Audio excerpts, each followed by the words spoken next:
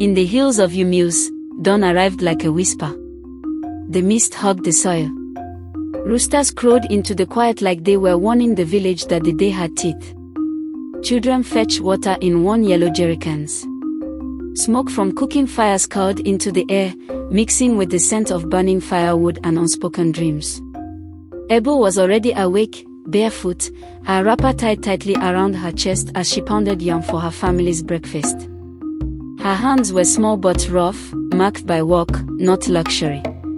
She stared at the hills sometimes, wondering if freedom had roads she could take. Ebele's father, Okoli, was once respected. He had strong arms, a booming laugh, and 3 goats he treated like his own blood.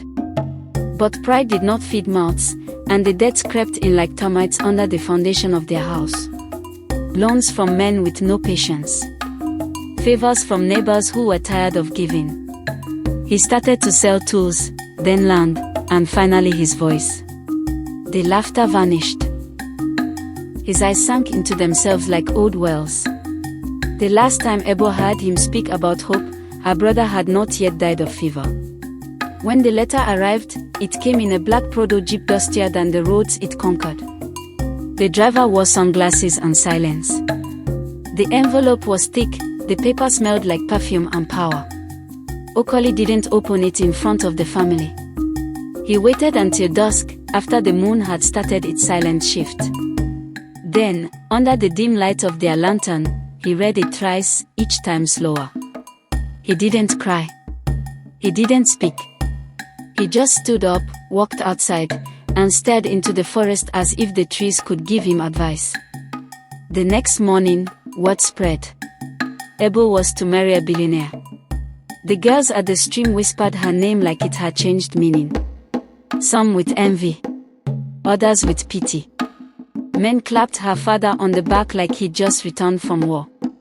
But Ebele, 17, innocent, unpolished, felt something crack in her chest. She had never even kissed a boy. She didn't understand contracts, bride price, or why her body suddenly belonged to another man's legacy. That evening, her mother wept into her scarf while cleaning out Ebele's box. Nobody asked if she wanted this life. They assumed she did. The bride price came like a military parade. Bags of rice taller than Ebele. Yams enough to feed a village. Kegs of palm oil. 2 cows tied by the horns. A suitcase filled with cash she wasn't allowed to touch. There were even cartons of wine she'd never tasted. Everyone gathered like it was a festival. Songs were sung. Dust rose with the drums. But Ebele's soul felt buried beneath the lace gown forced onto her back. Her fingers trembled as the local tailor forced gold bangles onto her wrist. Her mother placed a hand on her shoulder, heavy with grief. The wedding happened in the city, in a hall where chandeliers sparkled like lies. Ebele sat beside Chief Arinze Agu, twice her age, skin like polished obsidian, expression carved from stone. His agbada shimmered under the lights. Cameras flashed like gunfire. She smiled like they told her to, but her lips tasted of ash. She didn't understand half the rituals, only that her childhood had ended the moment her father shook Arinze's hand. The applause that filled the room had the same rhythm as thunder. By the time the cake was cut, Ebele knew she was not a wife, she was a prize. Their mansion in Lekki stretched wider than her entire village. Marble floors, golden banisters, chandeliers heavy with crystals. She stared at her reflection in walls of glass, trying to find the girl she used to be. Servants called her madam but didn't meet her eyes. She was dressed like royalty but treated like a shadow. Arinze showed her her room, not their room, hers. A suite with curtains that blocked the sun and silence that mocked her. That night, she sat on a bed softer than any she had known, afraid to sleep, afraid to cry, afraid to breathe too loud. Arinze never came to her that night. He knocked once, stepped in, and handed her a document. 32 pages of rules, expectations, and silence. She was not to interfere in his business. She was not to speak about the marriage to outsiders. She must appear at events when told, dressed appropriately. She must not get pregnant without permission. Her fingerprints were taken. Her phone was replaced. Her life was itemized. When he left, she read every word until her vision blurred. In the quiet of the room, she signed. Not because she agreed, but because she was already owned. Days blended into each other like rain on the windows. The mansion had rules. No visitors without approval. Meals were brought to her door. Cameras followed her every step. She smiled at dinners, laughed at jokes she didn't understand, and wore clothes chosen by strangers. Her dreams rotted quietly beneath her skin. The only thing that made her feel alive was the housemaid, an older woman named Mama Ada, who whispered to her once, "Hide your fire, but keep it burning." The next day, Mama Ada slipped a book beneath her door. It was a novel. Ebele cried as she opened it. Books became her rebellion. She read during baths. She read while errands traveled. She read when the lights were off, using a torch hidden in her pillowcase. She started with fiction, but soon moved to law, business, finance. She took notes in a diary she hid inside a fake Bible. She watched the news with silent intent. She memorized names, learned how contracts worked, understood what offshore meant. She became fluent in the language of the rich without speaking a word. Every chapter she finished was another brick in the invisible ladder she was building inside her mind. She noticed Arinze's patterns. The way he locked his study. The passwords he used. Always the same 3 numbers rearranged. His obsession with control made him predictable. He left documents open. He talked loudly on calls. He never imagined she understood. That was his mistake. One night, after a board meeting, he came back angry. She heard him curse in the living room. Something had gone wrong. Stocks falling. A leak somewhere. She didn't ask.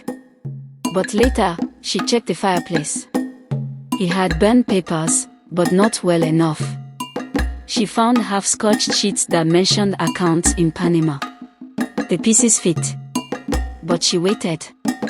Patience was the only power she had left. For months, she played the role. She smiled at charity events. Danced at fundraisers.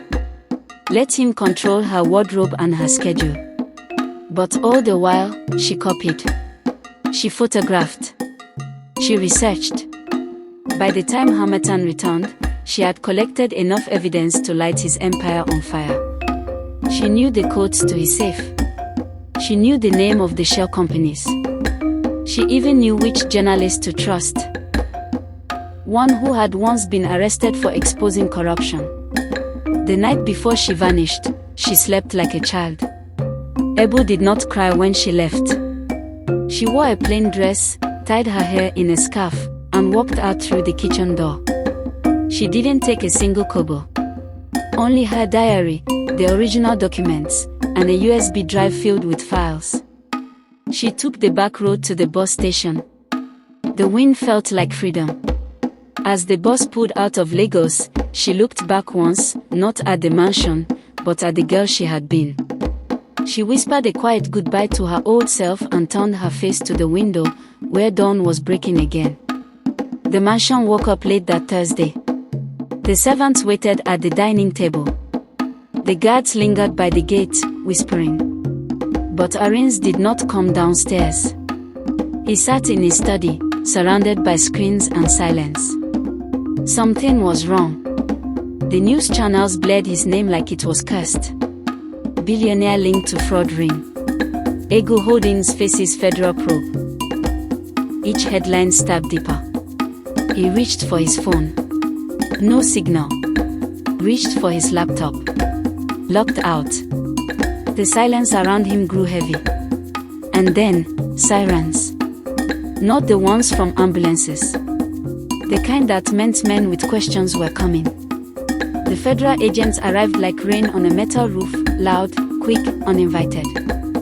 They spread across the compound, backing orders, boxing up files, lifting hard drives. Arinze stood in his hallway, barefoot, shirt half-buttoned, shouting into a void that didn't care for power. His assistant was gone. His CFO unreachable. And then someone handed him a warrant. Signed. Sealed. Backed by digital evidence that didn't lie. Whistleblower tip, the lead agent said coldly. Arinze's mouth went dry. He asked for a name. They didn't give it. But deep inside, he already knew. A ghost in silk had turned into a storm. In a hidden cafe on the outskirts of Abuja, Ebele sat quietly, sipping zobo from a paper cup. She wore jeans, a hoodie, and dark glasses. The journalist across from her was pale with awe. Her documents had exposed an empire of deceit, money laundered through widows' cooperatives, bribes disguised as contracts, entire villages displaced for profit. It was the kind of story that led news for weeks. The kind that rewrote the rules. She handed him the USB, wiped her hands, and stood. No names, she had written in the note. I am not the story. The truth is. Within 24 hours, the empire collapsed. Agu Holdings stock sank so fast analysts stopped tracking. Bank accounts were frozen. Business partners cut ties like ropes on a sinking ship. Clients fled. Contracts were voided. And Arinze, once a man who made governors bow, was dragged in handcuffs past cameras that had once worshipped him. His eyes were swollen. His arrogance drained. The news replayed the footage over and over. A billionaire's fall. They showed his mansion's gates locked with red tape. They showed servants living with plastic bags. They showed lawyers shaking heads. But they never showed Ebele. She was already gone. She returned to Umueze with no announcement. The sky was overcast. The hills unchanged. The goats still roamed freely. But the girl who left was no longer the one who returned. She stepped into her father's compound, now repaired, painted, breathing again. Her mother saw her and froze, eyes wide, hands trembling. No words. Just tears. Ebele hugged her, longer than the word allowed. The next day, she walked the length of the village barefoot, not as a symbol of poverty, but of roots. Children followed her. Elders watched in silence. She didn't wear lace. She didn't bring cows. She brought books.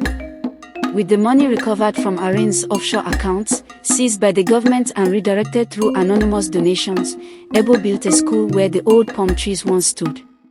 Not just any school. A place for girls like her. Girls who knew what hunger tasted like. Girls whose dreams were laughed at over firewood. There were no uniforms, only curiosity. No punishments, only questions. The walls were filled with colors. The shelves, with stories. The library followed next, then a computer center. She named it the Freedom Academy. No plaque bore her name. But every student who stepped in carried a piece of her courage. One day, a government official visited unannounced. He asked to speak to the founder. The teachers pointed to Ebele, who was planting flowers by the fence. He stared at her, confused. Is that the billionaire's wife? Someone whispered. But Ebele didn't flinch. She offered him water, answered his questions, and then returned to her flowers. The official left more confused than enlightened. Later that month, the Freedom Academy won an award for grassroots transformation. The media begged for interviews. She refused them all. She's a ghost who gardens, they said.